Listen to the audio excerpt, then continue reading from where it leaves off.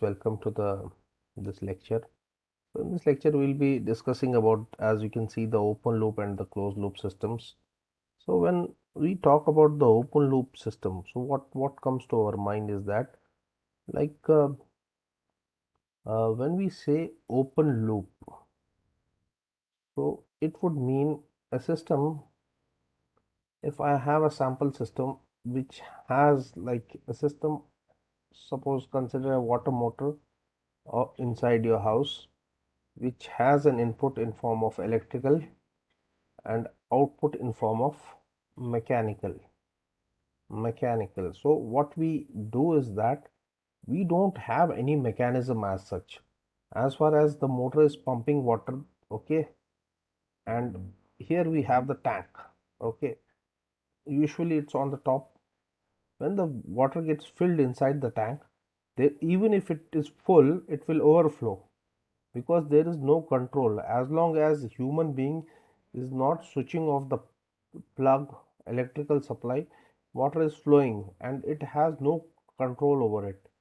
But this is a form of an open loop system.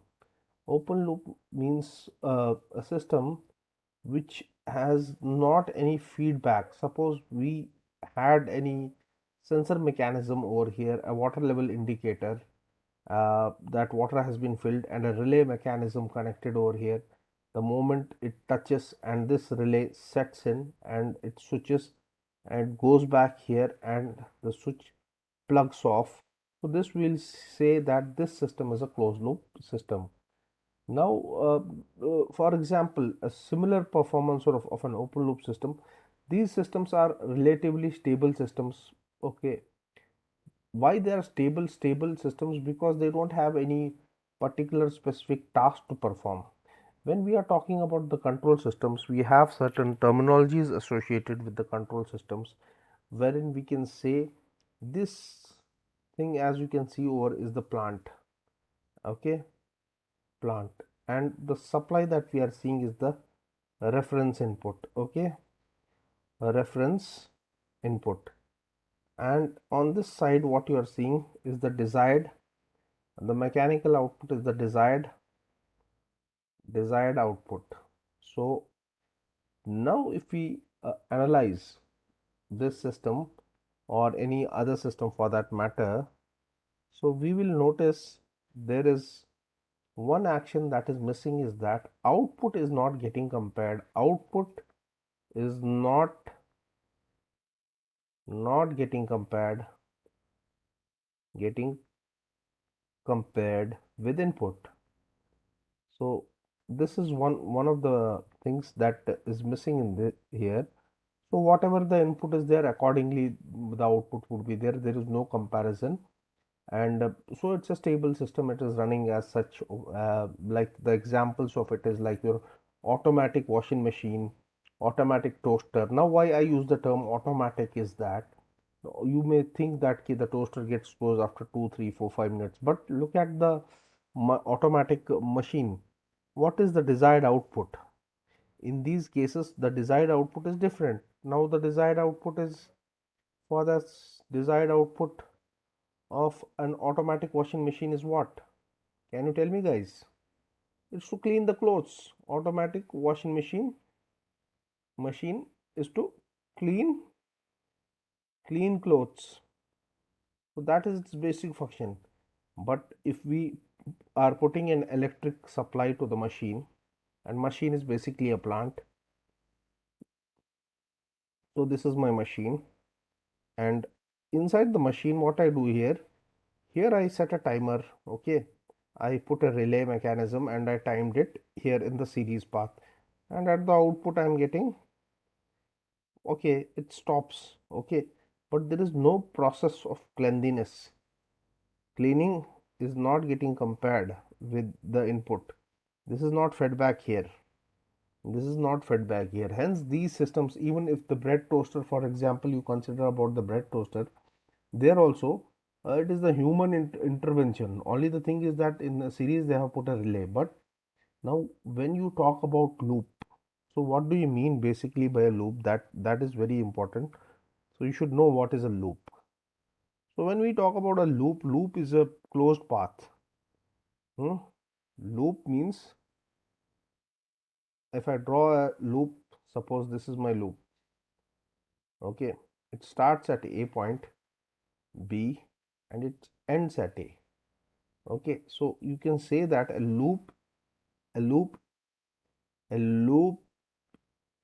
is a closed path that starts that starts at a that starts at a point and ends at the same point and ends at same point. So when we are comparing now, when we go to the closed loop system, what happens? There is a reference input here. Then this reference input is going to the plant. Okay, plant is represented by a gain. So this is a plant. Suppose it's a car. Okay, the new Tesla car. Let's suppose it's a Tesla car. And what happens is that finally this is my input, reference input, that is in form of electrical energy. I'm connecting here, and here I get output as speed. Let me write it as C of S. Okay, this is the output, and let me give the plant the transfer function of G of S.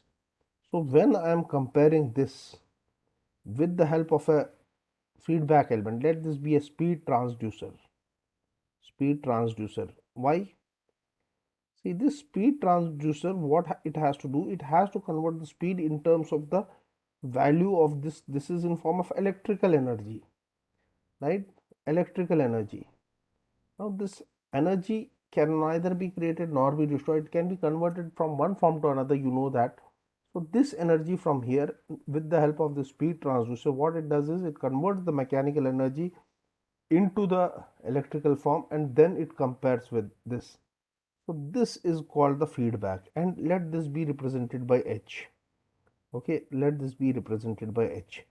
Now it depends. Suppose this feedback I want to give in negative value.